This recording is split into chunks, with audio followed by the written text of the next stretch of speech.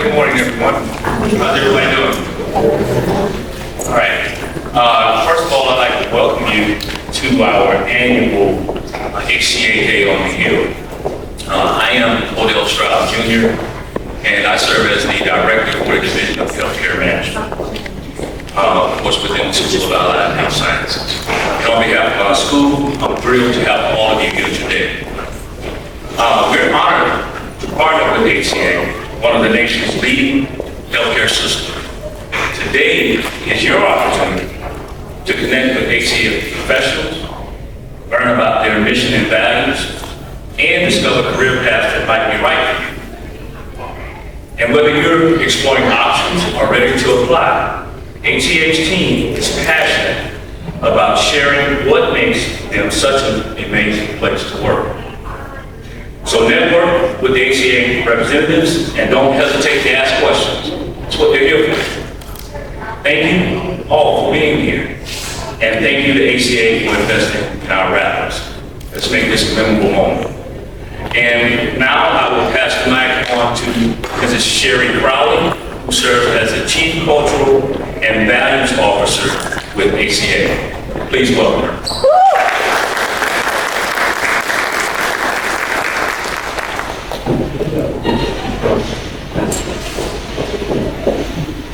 Good morning, good morning. If y'all did not hear me, I said I knew I was on a trip. As a matter of fact, I was saying to myself, I'm trip. And sure enough, that big step got me. Good morning again. Thank you, Mr. Strauss, for that introduction and for the welcome. It's truly an honor to be here with you all today. And the first thing that popped into my head was the power of what happens when you bring a group like this together. There's a lot of power about being in a space like this where students and faculty and healthcare leaders come together with a focus on what is possible. So whether you're part of the FAMU community or you're joining us from HCA Healthcare, we're just grateful that you're here today. Our partnership with FAMU reflects something that we believe in deeply. When we invest in people, we strengthen and change the future of healthcare.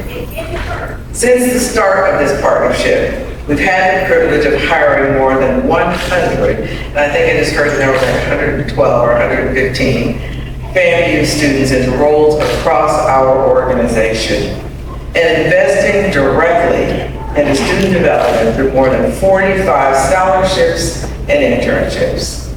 That's impactful, but most importantly, that's opportunity in motion. Through our HCA Healthcare Scholars 365 program, we're working together to create meaningful pathways for future healthcare professionals, ensuring FAMU students are prepared, supported, and connected as you step into your careers. College is a defining time. It challenges you, stretches you, and helps you to discover not just what you want to do, but what you want to be. And to be part of that journey with you, even in a small way, is something that we don't take lightly. So today is more about, not just about listening, it's about engaging. So you've already been told, make sure you're engaging. Ask questions, build connections, get phone numbers, take in the experiences being shared. And most importantly, begin to see where your path might intersect with a mission like ours. Above all else, we're committed to the care and improvement of human life. That mission comes to life through people like you. So thank you for the welcome. Thank you for the opportunity to be here. I look forward to the meaningful conversations today. Have a good day.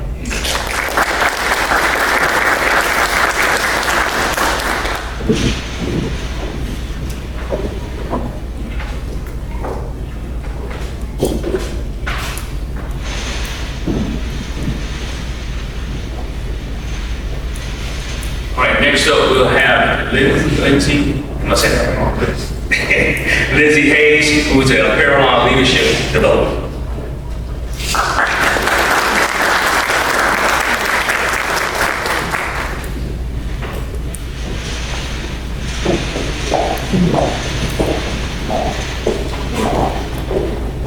Hey, good morning. Once again, my name is Lindsay Hayes, and I am the Director of Health Information Management and Facility Privacy Official at HCA Florida Capital Hospital.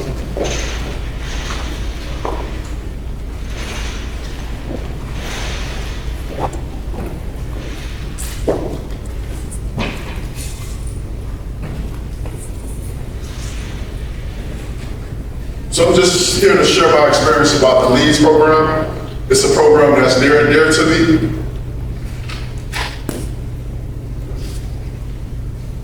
So basically what the LEADS program is, it's a 12 to 18 months program that will catapult your career.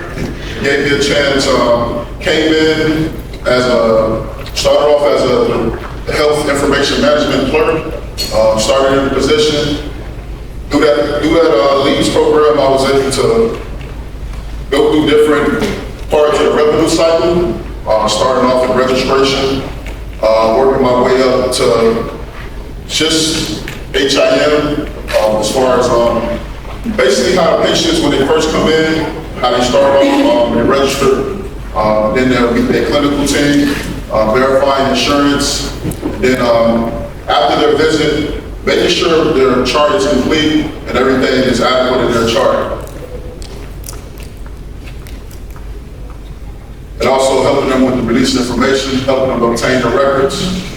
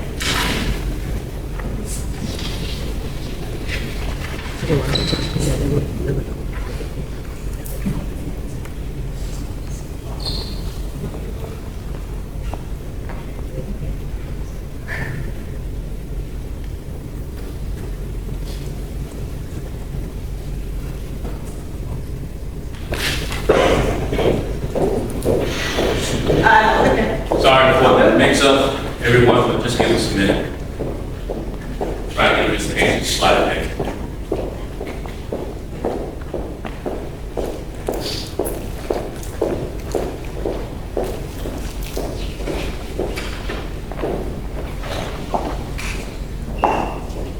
So just query the room. How many people are seniors? Okay. Juniors? Many people need internships. Okay. All right. Make sure you meet these people because they have the opportunities to get those to you. Not only internships, but also promotion. You all are aware of the hiring event this afternoon, right? Yes. Everybody's gonna be there, right? Yes. All right. I remember faces, so I better see everybody there. No, but this is a wonderful opportunity for you all. And very rarely do you get this close to people of this stature, so take advantage of it. If you don't get employment, if you don't get an internship, the relationship means a lot. All right, meeting someone and your name sticking in their head makes a big difference. Okay, so make sure that you move around the room, meet everybody that you can, make as many connections and relationships as possible. Because a lot of times the relationships and the personality that you have put you in more rooms than your talent. Okay? You are a very talented person, but you're hard to get along with. Who's going to move? Who's going to hire you? Right? You have good personality, you have good relationships, you can move. Okay? So don't focus so much on, let me rephrase that. Focus on being talented. But make sure that you have that personality and those relationships built with talent. All right? Because like I said, you're gonna need that. Okay? Filibustering and trying to think something else to say. But no, we really appreciate you all taking the time out to come this morning.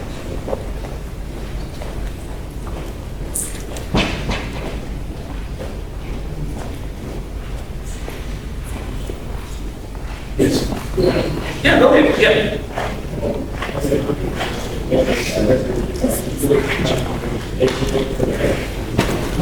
So my day-to-day, what it looks like, we have this program called Unbuild. And basically it's like a report of basically what's not billed. So in a nutshell, what we do, we capture all the documents from the providers and make sure they're in the chart so the insurance company can adequately assess the chart, whatever, or the bill, the patient's account, and properly compensate the hospital or the organization. So what we'll do, we'll go through the Unbuild, make sure no operative reports are missing, or history physical, capture any documentation that's needed so we can properly get compensated. So that's a part of my day. Also, we have a team. I have a team of about 6 individuals. We may go to the hospital floors and collect all of the paperwork that patients' physical medical records, and then bring it back to the department. They're scanning into the EHR system, and make sure physicians and clinicians, they can access those records at a later time if need be. So we have a team that does that. We have, so if you think about HCA Healthcare Capital Hospital, we discharge typically, like from the inpatient side, about roughly about 60 to 80 patients a day. So if you got to equivalent that to like inches of documentation, that's about anywhere from 20 to 25 inches of just documents. And that's something my team, we scan, we go through, sort, make sure the documentation is in place. As I mentioned before, so the insurance companies properly compensate hospitals.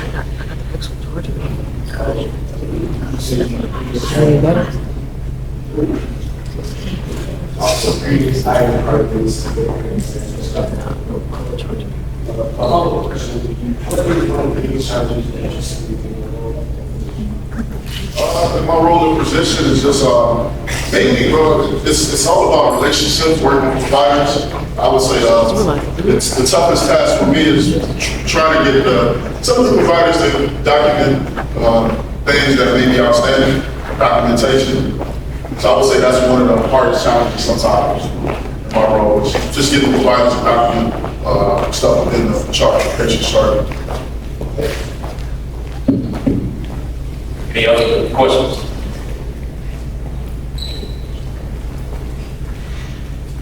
Good morning, my name is Javante Black. I'm a P2 pharmacy student program from Bellevue, Florida. So going on the opposite side, which say is the most rewarding part of your day-to-day, something that you look forward to doing, or you go home and you feeling like you've accomplished the goal of working with things? So working in health information management, we constantly have moving targets. So one day we may, one day you may feel like, man, everything's going good. I met this particular challenge for that particular day. Then that you may come in the next day, hey, just working with providers. Anytime anything's incomplete, we have to go about making sure that's what's needed is in the chart. So that's different from day to day. So I would say the most important thing for me is constantly meeting those moving targets. We have moving targets every day that we have to, some KPIs, goals and objectives we have to meet. So I would say consistently meet month-end targets and stuff like that. Working with my team, I would say bringing out the best in others. I would say that's most important for me. I have a question for you. So let's say you have one of our applicants here. What are you looking for in an entry-level position? Maybe 4 hours. So anytime going through the hiring process, I'm looking for somebody with a can-do attitude. A lot of stuff in HIM can be taught, but just someone with a can-do attitude, someone who's a team player. Definitely, anyone who was involved on a team or, did any type of extracurriculars, volunteer work. So mainly looking for someone who's kind of like a self-starter, just a joyful attitude, positive attitude, I would say. So you mentioned something there. You said a lot of IAM can be taught. So would someone with a healthcare management background be, a person that you would look at? Or let's say another background we have, we have pre-PT, pre-OT. So we have about 9-degree programs within our school. Are you stuck on someone being an HIM, or can they transfer those skills over? Just from my own experience, I in my department, I have HIM students, 2 HIM former grads. I have a health admin grad. So definitely looking, like I mentioned, just looking for that can-do attitude. Great. You all see, don't necessarily have to have that degree. Just be able to work and learn. Good morning, everybody. My name is Rod. I'm in my 4th year healthcare general manager. I was basically trying to figure out, I know AI is new, and I was just figuring out, do you guys do that with your day-to-day skills? Not as much right now, the AI stuff, but I know it's coming down the line. That would have to get with AI, but not as much right now. Because working in healthcare, we still have stuff, as far as we have to abide by HIPAA and high tech. So we have those guidelines in place, so we can't really use the AI right now, because it captures the information and stuff like that. So I know it's coming down the line. So.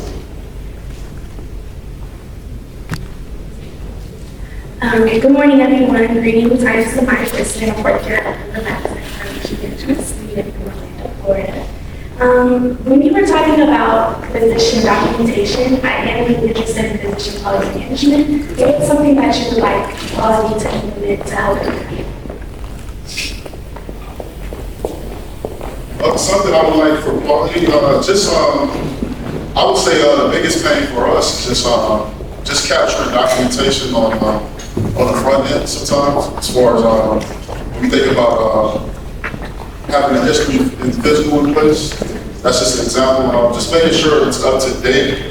And that's something I work with my quality team all the time, just making sure the history and physical is within, so in healthcare it has to be 30 days prior to a procedure. So just making sure those checks are in place sometimes. I would say definitely working with quality that benefits. All right, let's give Mr. Hayes a round of applause. Next we have Ms. Lisette Francis, am I correct? From Case Management.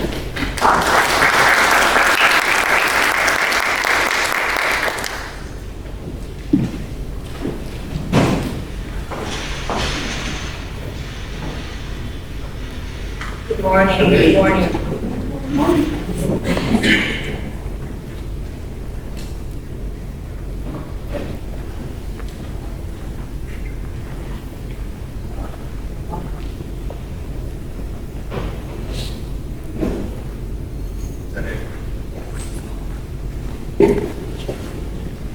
That's just a little bit about me. I had to learn.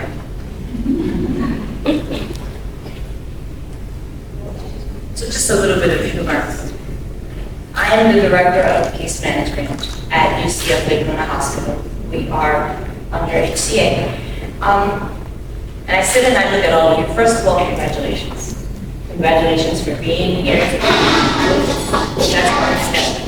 I was the first one in my household to go to college. I'm nervous. I've never spoken in front of a group before, so bear with me. But I wanted to congratulate you for being here. Are you guys taking finals this week, next week? Next week. Okay. So I will start off with a pop quiz. Ready? You don't have to shout out answers. You can think about the answers. But I just want to put this out there. Just think about this. So the first question is, can anyone name a recent Heisman Trophy winner? You can if you want to. Greetings, I am Green Lockett, a fourth year speech therapy scholar coming from Honolulu, Hawaii. Most recent, Heisman Trophy winners, I would say Travis Hunter and Blake Daniels, James Williams. Okay. Let's do an A. Okay. Second question. Can anyone name a recent Golden Globe Award winner?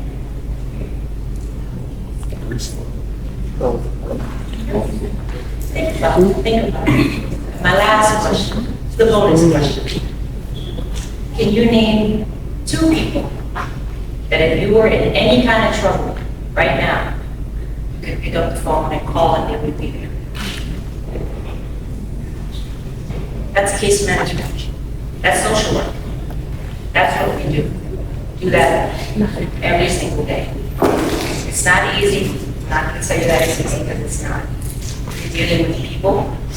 You're dealing with lives. You're dealing with sometimes the difference between a patient going home and a patient having to go to a facility. But it's the communication. It's what you bring to the table. There are some people who are looking for a 9-to-5 job, no weekends, no on-call, and that's great.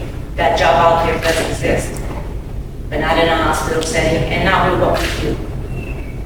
We take pride in talking to patients, and it's all of us. It's physical therapy, it's occupational therapy, it's speech therapy, it's the physicians, it's the family members. And I'll give you an example. Walk into a room, doctor says, hey, your patient 201 is ready for discharge. Okay. You walk into the room, there's 3 people in the room. So you introduce yourself, patient, 3 people. You have 2 daughters and a son. One daughter wants the patient to go to rehab. One daughter wants the patient to go home with home care. Then you have a third one who's just a designated driver who doesn't really care one way or the other. So now you have all this chaos going on in the patient's room, and you somehow gotta find some kind of normalcy for the patient. It's getting to know their story. It's getting to ask, what would you like? And talking to them. Sometimes you find out they're retired teachers, or they're a retired police officer, or they went to the military. It's that listening skill that you develop. Sometimes it doesn't happen overnight. You develop that, and it's talking and getting to know your patient.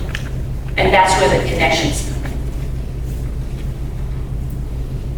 One of the bigger barriers that we see with healthcare changes, a big barrier that we see now is transportation, especially for our elderly, medications, medication management, and having the resources that they need to safely stay home.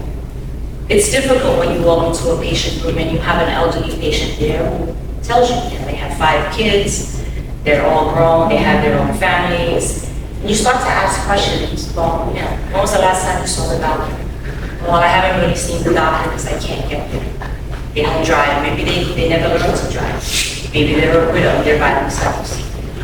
So it's utilizing the resources out of the community to see, can you get transportation for them? Some insurance companies have that benefit. It's calling the insurance companies an advocate and saying, hey, you guys provide transportation?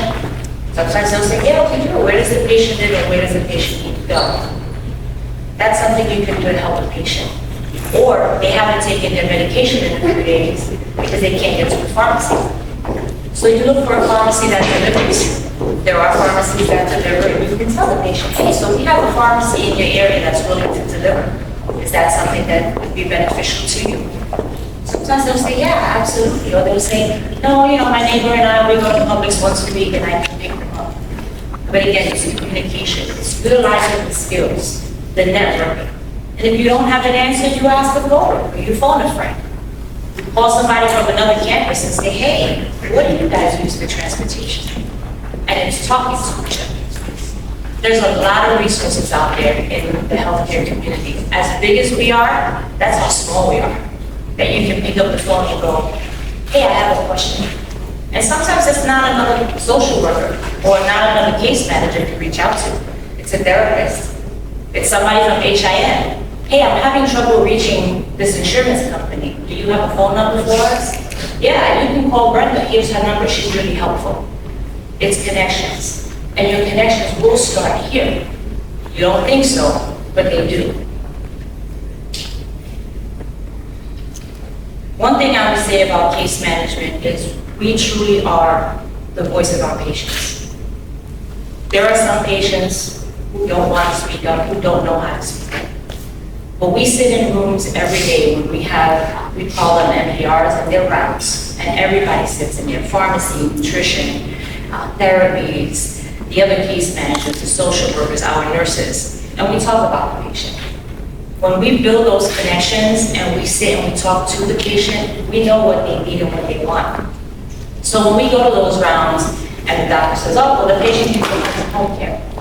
Sometimes they can't. Sometimes they need to go to a rehab to get a little bit stronger before they can independently go home, so that they're not going home before they should be and falling, and now you have them back in the hospital without forbid being fractured. So you are the voice. You truly become the voice of that patient in those meetings to say, no, I think that patient really needs to go to rehab, and this is why. Or, I spoke to her and she's been to rehab, she's not crazy about that option, but we do have home care set up for her. We did talk to her daughter, she's gonna come out once a week. It's making the connections and making that patient feel safe and ready to go home. I'm gonna tell you it's not easy. It's really not. I've been doing this for 30 years. I know I'm only 31, but I've been doing this for 30 years.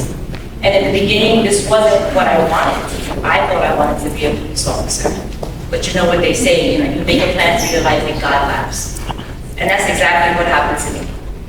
I was sitting in your shoes. I kept saying, I'm gonna be a police officer.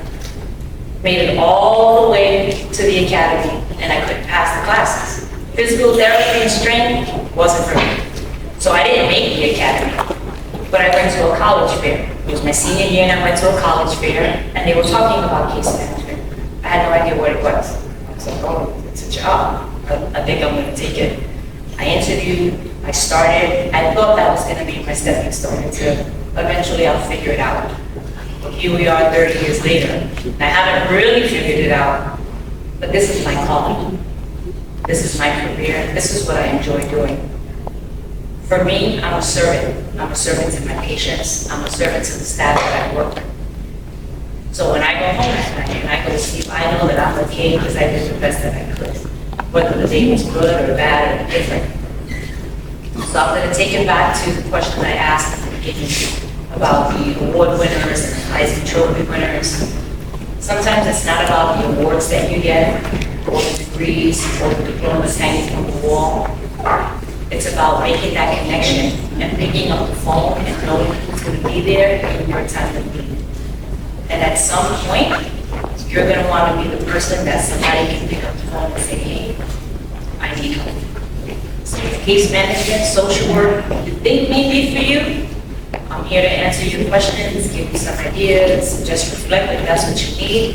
I have coworkers here who can answer those questions for you. But if there's anything we can do, let me know. And again, congratulations for being where you are today.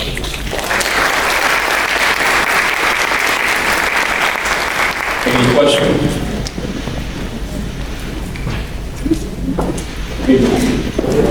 My question for you kind of spoke on MDRs and what rounds. And one thing that I recently completed an internship and did MDRs. One thing that I noticed was that sometimes when they do MDRs, the social workers might not have, I would say, such a leadership voice to kind of really voice their opinion. Sometimes the physicians is like, oh, this is what they need, and then everybody just kind of goes with that instead of having like a conversation with collaborative feedback. So how do you guys develop, the social work that you work with to be able to have that, constructive criticism going back and forth and, work together as a team? That goes back to the communication and respect. It's okay to disagree. And we have that. There's days that I just thank God and still have a job. It's about maintaining the relationship, and it's talking to the physician and other people in the team Because you'll have a physician who'll say, no, the patient needs to go to rehab. When you go and you talk to that patient, that's not what the patient wants. The patients have a choice. And unless there's a reason why they can't make their own choice, for the most part, it's really what they want. It's also your job to make sure that they're safe. So they may want to go home. They have 7 cats, 15 rugs, and they came in for a trip control. So it's talking to that physician and saying, okay, this is what we can do. We can get physical therapy in the home. We can get the nurse to come out. The nurse can set up the pill box to make sure that they're not taking more medications than they should.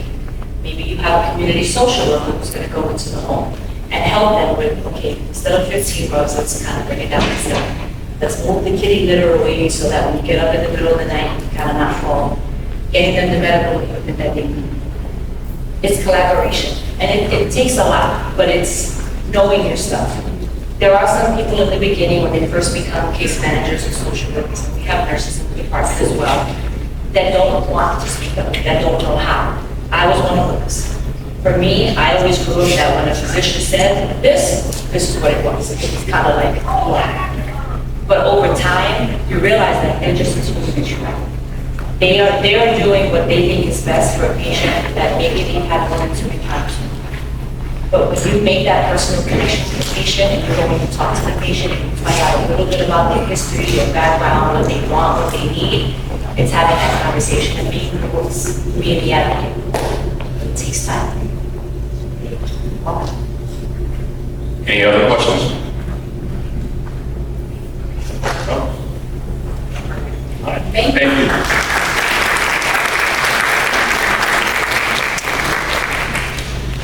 All right, so coming up next, I would say this individual is a true friend to the School of Allied Health. He's a true friend to my program, Healthcare Management. He serves as a mentor for a couple of our students. And like I said, this is the epitome of that relationship that I was mentioning to y'all. So I bring to you all Mr. Antoine Brooks.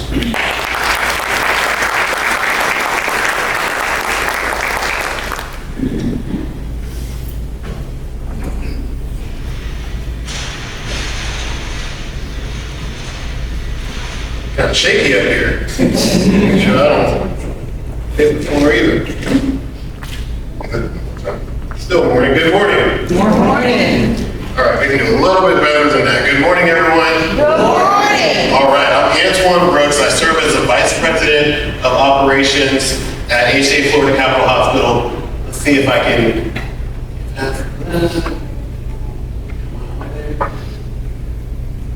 There I go. Hey, I got the same suit on. All right. So I don't think my presentation may be up there. It's all good. All right, so what I want to talk about a little bit is Allied Health in HCA. I'll give you a little bit about my story first, just to give you a little bit of background. Again, I'm Antoine Brooks. I have been with HCA for 14 years. I started as a staff registered respiratory therapist. I graduated from Tallahassee State College. Back then it was TCC, but my journey in healthcare actually started here at FAMU. So in 2004, maybe before some of y'all were born, I was here on campus in my 4X white tee, which was the thing back then, listening to the franchise boys right out here on the set. And I learned about cardiopulmonary science. This was my first introduction into it. I always knew that I wanted to be in healthcare, didn't know exactly how I wanted to do that. I became a father my second year at FAMU, took a step back so that I could focus on being a good dad to my daughter, who's now 22, 21. And I'd like to say that she's out of my house, but not out of my wallet, because she hit me up for money this morning on my way here. But as I restarted my journey, got back into healthcare, got my degree in respiratory care, and started working in the field. So I worked at Tallahassee Memorial Healthcare and then moved over to what was then Capital Regional Medical Center here in Tallahassee. We changed our name to HCA Florida Capital Hospital, but I was mentored, and we'll talk about mentorship a little bit later. I think you've heard some of our folks already discuss it. I was mentored by the director of respiratory care at that time. His name was Kurt Varner. And I met with him often. I worked night shift. I don't know if any of you ever aspire to work night shift. You gotta be a special individual to want to work overnight. It is tough. But I worked night shift, and that director made time to meet with me to make sure that I had what I needed to grow. He saw things in me that I hadn't actually seen in myself. And so years passed, and I'm growing in the field of respiratory care. I've become what we call an adult code captain, so I could run code blues by myself. I was a neonatal trained respiratory therapist. I've done all these cool things, and now I'm like, okay, it's time for me to progress. What can I do? I found an educational role that I thought would be good for me. I went back to school, got my bachelor's in respiratory care, and I was starting my master's in business, and I asked my director for a recommendation letter. And I said, I'm going up for this education position, could you give me a recommendation letter? And he wrote me a letter for his job, the director of respiratory care. He sat down with me, I read the letter, and I was like, Kurt, I appreciate it, but this isn't what I asked you for. I asked you for a recommendation letter for an education position. He said, Antoine, I see something in you that you haven't seen in yourself quite yet. I see the drive, I see the initiative, I see that you want to continue growing. This is the path that I think you should go on. He handed me that letter, and unfortunately, 2 weeks after, Mr. Varner passed away. And I used that letter, I took it with me, and I applied for his job. And I sat in his seat for the next 6 years as the director of respiratory care at Capitol Hospital. And it was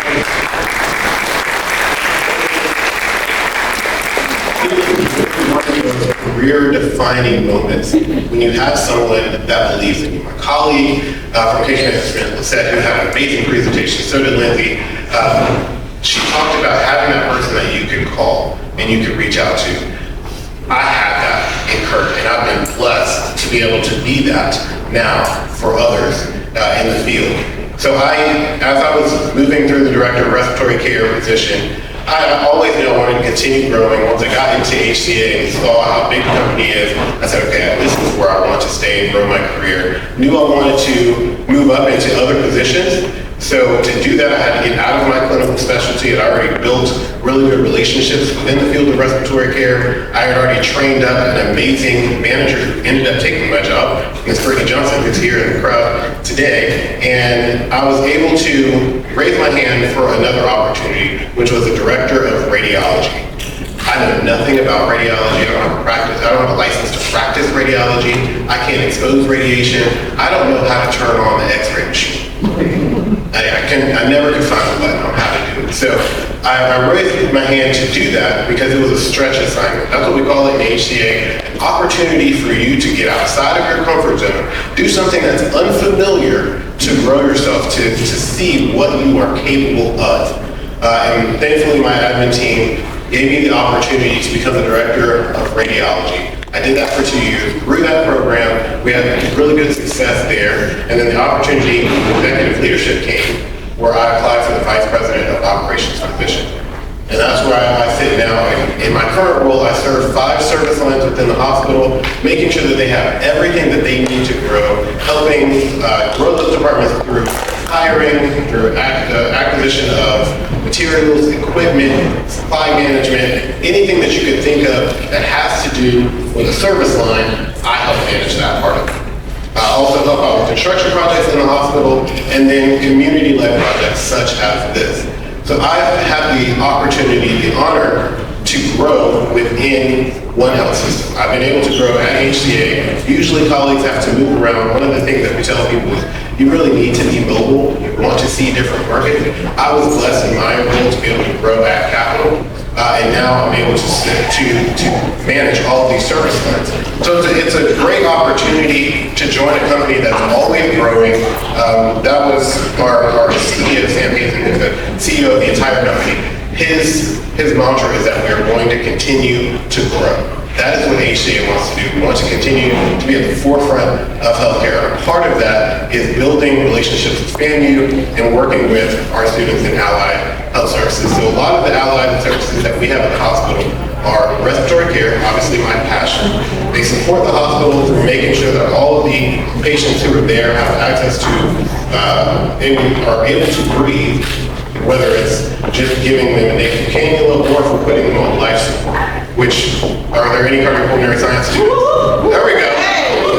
There we go. So they know that as a ventilator. So we would give all different types of ventilation therapy, whether it's hyper volume therapy, whether it's oscillatory therapy, all of those things, respiratory care. I say that we're in the air, so we're everywhere. Oh, I just made that up. That sounds really good. Someone might want to write that down. But that is my passion, because you really get to touch every part of the hospital. Everybody has to breathe. And so when there's somebody breathing, there's a respiratory therapist there to help. The next is PTSTOT, so physical therapy, speech therapy, occupational therapy. Any of those students here, any pre-PT, pre-ST, pre-OT, there you go. Good job. Those guys are essential to the operation of the hospital. I call all of those services essential service departments. I don't believe in the word ancillary. I don't think it has any place in healthcare. There's no such thing as a support person. They are essential services to the hospital. If you didn't have them, you can't run the facility. You wouldn't be able to take great care of your patients, so they're not ancillary to anyone. They're essential to everyone. So our PTSD-OT colleagues, during the case management process, as I talked about it, we're looking for the recommendations from PT. So if PT says, I recommend that this patient goes to an inpatient rehab center, which we have here at HCA Florida Capital Hospital. We have a beautiful 20-bed inpatient rehab center. That's who navigates the care. That gives a recommendation to the physician. In conversation, we may call them the providers. That gives a recommendation to that physician where the patient needs to go. Whether it's inpatient rehab, whether it is home therapy, or whether it's a skilled nursing facility. They really set the tone as to where we go. The physician may disagree with them, but as we spoke about a really good question that you asked about, when there's conflict during MDR, that's where we have those conversations. And our PTs and speech therapists and occupational therapists are the ones that lead that conversation and say, based on my assessment with this patient and the work that I've done during their inpatient stay, I really think that they would be of more benefit at a skilled nursing facility, or they would be okay to go home with home health care. So it is an essential part of healthcare having those colleagues there. Another one is diagnostic imaging. So while that degree program is offered here at FAMU, it is a huge part of what we do in the hospital. I was director of radiology for a long time, making sure that you can do x-rays and all types of imaging. If you can think, if you've ever been to a hospital, how many of you have ever had to go to an ER? You were a patient in an ER. Wonderful. For those in the front, there's a lot of hands raised behind you. So for those who had to go to an ER, how many of you ever had to have an x-ray, CT, or an ultrasound? About every single person who went to the ER had one of those services. So you think of how broad that service line is. It touches a lot of different people. So they are also essential to make sure that we have good images so that we can progress the care of those patients. Now, outside of just taking the images, those colleagues understand what they're looking at. So just a couple weeks ago, we had a CT tech, which is our CAT scan unit in the hospital, in our emergency room, had a patient come in with stroke-like symptoms. And initially, they did the CT, and they said, okay, looking pretty good. CT tech looked at it and said, I see something there. Made a call to the physician, and it truly was an embolic stroke, two types of stroke. Embolic, which is a clot in the brain, or hemorrhagic, where there's a tear in one of the little vessels and you're starting to bleed out in the brain. CT tech is able to see that, catch it, and we were able to administer TPA, which is a clot-busting drug, to save the life of that patient. So it's not always the physician, it's not always the provider that makes the ultimate call. A lot of the times, it will be you. It will be colleagues who may not be physicians quite yet, or aren't even looking to be into that field, or in other spaces within the hospital, who make the life-saving decisions for our patients. One of the others are healthcare management. Any healthcare management majors in here? Those hands didn't go up very high. There we go, be proud. A healthcare management major, right? So I have my doctorate in healthcare administration. Healthcare management is a passion of mine. What is the number one thing we do as healthcare managers and administrators? We support the hospital. So the presentation that I had, there was just a little picture on there for healthcare management, and it just showed us celebrating staff. It's my favorite thing to do. My favorite thing to do is to go by and tell somebody, you're doing a good job. Everybody likes to feel loved. Everybody likes to feel appreciated. There are going to be people who tell you, I don't do it for the awards, I don't do it for the thank yous. Lying, just let me know, don't worry. Everybody likes to feel appreciated. We all have a passion. There's a reason that you're sitting in the seat today. There's a reason that you chose the major that you chose. There's a reason that you're doing that, and you want to feel affirmed. You want to feel like, yes, I am walking in my purpose. I remember that. There was a time in my first years of being a registered respiratory therapist where I was just kind of all over the place. Your first year in your career, no matter what you choose, that first year is going to be tough because you're going to feel dumb. You're going to feel like, man, I got this great degree. I went to the #1 HBCU, what I think is probably the #1 university, forget just being the HBCU, a great institution of education in the country, and I feel dumb. I don't know what I'm doing here. That's normal in any first year of anything.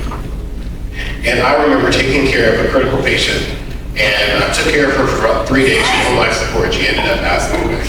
And I went home, and I was, because I'm a Southern board from Duval County, anybody from Jacksonville? All right, good, there we go, perfect. So I went home, I called my mom, because that's what Southern boys do, and I cried on the phone with my mom. I was like, Mom, I don't know if I can. This lady died. I held her hand as she passed away. I affectionately call her Rita. That's not the patient's actual name. One thing, I'm not breaking any HIPAA standards. Don't report me for health information management. But I call her Rita because she looked like my grandma. She reminded me of my grandma. And the family came and they stood around her as she passed away. And they sang songs. They sang a lot of the songs that I grew up hearing in church. And it was rough for me. It was really hard to do that. And I remember my mom telling me, Antoine, that's why you're there. You were there to hold her hand as she passed away. You were there because that's your purpose. And I remember going to work that next day and reminding everyone around me, there is a purpose. There is a reason why you are here. You just have to continue to find it and make sure that you walk in that purpose. So those are the things that I value in allied health. One of the things that we talk about often is how do you find the right fit? Finding the right fit in healthcare is making sure that you are available, that you raise your hand and you ask the right questions. So people often say, well, what are the right questions to ask in an interview? The wrong question, the first question, which has happened to me a couple times, is, well, how much am I going to get paid? Please don't ask that in your interview. Make sure that you have that conversation with your amazing recruiters. What you can ask is, does this organization, does this job align with my moral values? One thing that you should know before you go in is the mission statement of the hospital. At HCA, above all else, we're committed to the care and improvement of human life.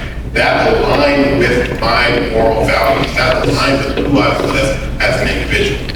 I selected the fraternity I wanted to be a part of, Alpha Phi Alpha, because it aligned with my core values. That's who I wanted to be as a person. So as you're going out into the field, I saw there was a lot of third years, a lot of fourth years who were getting ready to enter the field. You need to look at something that's going to align with your personal values. You're not just looking for a job, because if you go out there and you just look for a job, you're going to punch a clock, you're going to go to work, you're going to go home, you're going to be miserable. Because you're not going to really feel what you're doing. You're looking for a career, an opportunity to walk in your purpose, and you need to do that at an organization that matches up with your values. I want it to be HCA. That's just my personal plug. Because there's corporate and division people here, but I want to make sure that you do what is best for you. Overall, I tell the students that I mentor, yes, I work for HCA, but I'm more invested in you, and I want you to pick what's right for you because I don't want you to go into a situation that doesn't align with what you want to do. So I appreciate the opportunity to speak with all of you. I enjoy being able to interact with you. I'll be here for a good little while to be able to answer any questions, but my overall thought to you is follow your purpose. All of you have a reason that you chose to come to FAMU, that you chose the degree program that you're in right now, and that you're choosing to go into that career field. Really think about your purpose.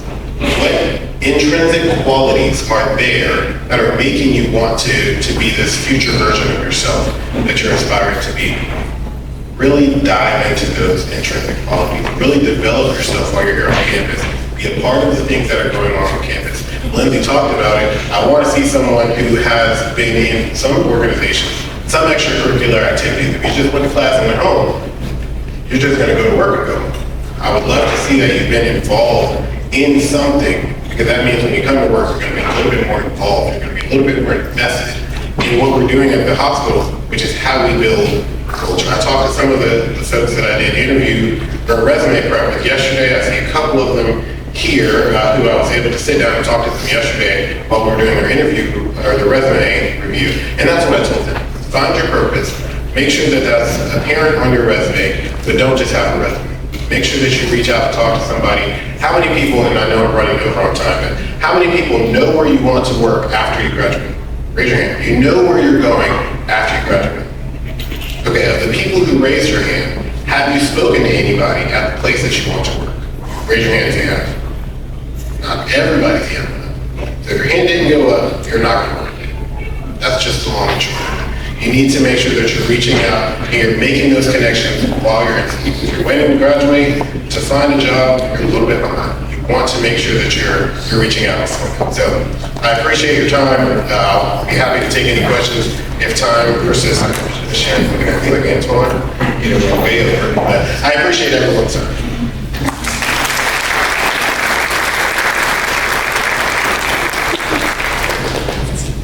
Anybody have any questions? Good morning, I'm Armani Warren. I'm a junior health science student. I wanted to ask, does HCA have like research opportunities or like anything that students could be a part of? So specifically on research, our larger facilities who do research would have those types of opportunities. Here in Tallahassee, we focus on internships. So we have a summer internship program that we do here in Tallahassee. We'll take, I think, four students this summer at the hospital to do internships. But some of our larger facilities who focus on research will be able to have those opportunities. And you just find that after looking on our website, HCAHealthcare.com, you can see the different hospitals and all the internship opportunities they have there.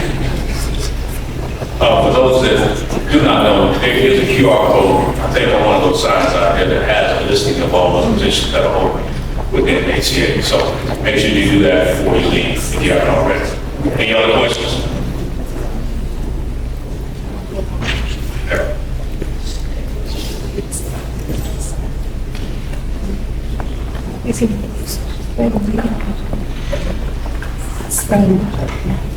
How was your transition? Introduce yourself. Hi, I'm a third year cardiovascular science major. My question is, how was your transition from working bedside to being in operations? It was a very challenging transition. I thoroughly enjoy taking care of patients. I'm blessed to still have the opportunity to do it. And I can, some days it's a full day of meetings. Some days I can jump in and help out at the bedside. But the large majority of my time is on the administrative side. And it was challenging. I had to really think of how am I going to make this transition? And overall, I came to the thought of, I'm still helping people. I'm still fulfilling my purpose of making sure that people have access to high quality healthcare in the community that I serve. And I'm just not doing it at the bedside. Now I'm giving opportunities to a lot more people. My impact is larger. My realm of influence is a lot larger. So it made me feel a little bit better because now I'm in meetings creating service lines, which give jobs to a lot more people, which service a lot more patients. So in my position, I no longer help the patient. I'm the person who helps the person who helps the patient. And that's still giving me that sense of joy and a sense of pride because I'm still serving my loved ones. May I have time for one more question?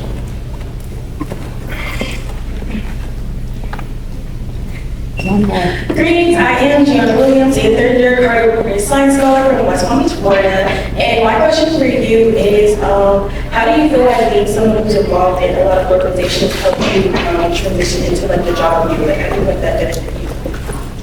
The skills that you cultivate while you're in organizations and different programs within your university have a direct correlation to what happens when you're in your chosen field. These things don't just stop when you leave school.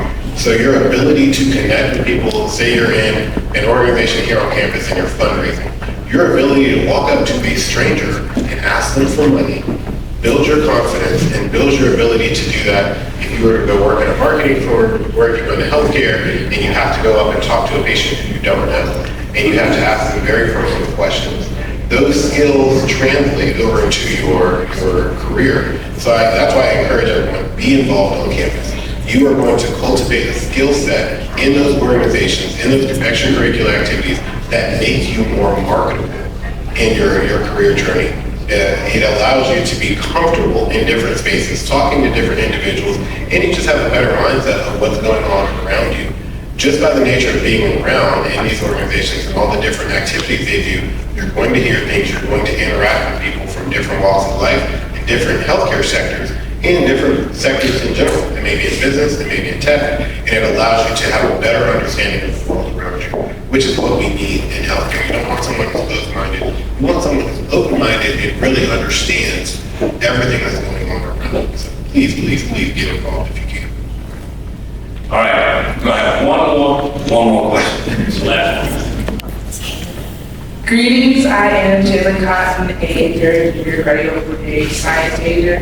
The question I have is, what is the most important skill a new RT grad can have to stand out in leadership? The most important skill an RT can have is to raise your hand often. So I remember when I was started as a registered respiratory therapist, and this kind of goes to all degree programs. Anytime somebody says, hey, do you want to? Yes. Do you want to go do that ABG with me? Yes. Do you want to come intubate with me? Yes. Do you want to go assess this patient with me? Yes. Now, you don't have to say yes, hey, do you want to work my shift for me the next week? You don't have to always say yes to those kinds of things. But you want to raise your hand and be available to learn new things within the field. If you are saying, I want to stick by my orientation booklet, I'm scheduled to do this rotation on this week, it's not going to work for you. You want to be open-minded, you want to be flexible, you want to show your employer that, hey, I can kind of move with the times, I can move because healthcare is unpredictable. It changes from day to day. They're patients, they're humans coming into the hospital who are not cookie cutter. They're very, very different. So you want to be flexible, you want to be open-minded so that when new situations arise, you can quickly adapt to them and be successful in those new opportunities. Very good question. All right, let's give Mr. Brooks a round of applause.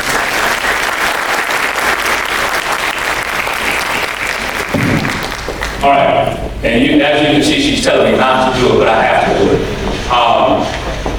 This person that I'm about to introduce to you is the jewel, the glue. She is everything to this partnership. Yes. She means a lot to us. We really appreciate her, and we thank her for her willingness to work with us and put up with us. Because she does get us right sometimes. But this is Dr. Sharon Ginger. Thank you very much. This is the point where we have the mass exodus. I know you all have to get back to class, and I thank you for coming. Sure, if you want to know the room fills up significantly. Okay. Y'all stress me out every year. Slide in here at the 11th hour. But thank you all for taking the time to come. We're gonna, our recruiters are starting to man their tables. I don't care if your major is not represented. These individuals are connected to other divisions. They can get you to the right person. So don't walk out of here not having a conversation about a role that you're interested in. I want to expound a little bit on Lindsay's question that he received around artificial intelligence. We have a very huge data transformation and innovation team at HCA Healthcare that has some representation and presence in other divisions because we have hospitals that are innovation hubs for us. So as we roll out new technology, much of it which leverages artificial intelligence, those things are piloted in our hospitals across. Yes, but they use AI for case management. So there you go. One of our goals in our department, we actually sit under ethics, compliance, and regulatory, is based in AI. How can we better leverage artificial intelligence for data analysis, reporting, monitoring of cases that we get, and how do we respond to those things? So it is very significant for us. We just had a conversation last week, I believe it was just last week, about how we do more in that space. And one of our strategic partners is actually a data science partnership with Harry's School of Applied Computational Sciences. So we've actually hosted 2 interns in the data science space there. We're going to do 2 more this year. So we are moving and grooving in that space. But the one area I want to say that I'm most proud of that we have is a team called Responsible AI, right? And so that's the area where, reason why some teams haven't seen it, right? So we're pacing ourselves. We're making sure that the way we're leveraging the artificial intelligence continues to keep us aligned with our mission. And so thank you for the question, but there are things happening in that space for us. I do want to also say that at this point we have a scholars luncheon. So those of you who are slated to get a scholars luncheon, we're going to be back here in the multi-purpose room. Again, the recruiters are here for everybody else. They will be here until 2 o'clock. So those of you who want to the scholars luncheon, don't panic. You can come back. We'll wrap up at 1 so you have plenty of time to talk to the recruiters. Thank you again for A&M because we know what rattlers do. And you have a game for me, shown up and shown out, and represented the school and this partnership well. So thank you and enjoy the rest of your evening.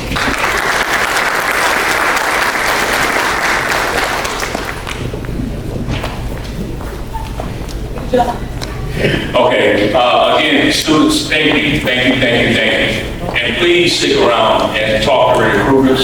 We have some gifts for you as far as the program goes, so make sure that you stick around and talk to them, and all the scholars that are going to the luncheon, of course, you will have that chance to come back as well. So make sure we take advantage of this opportunity. Thank you.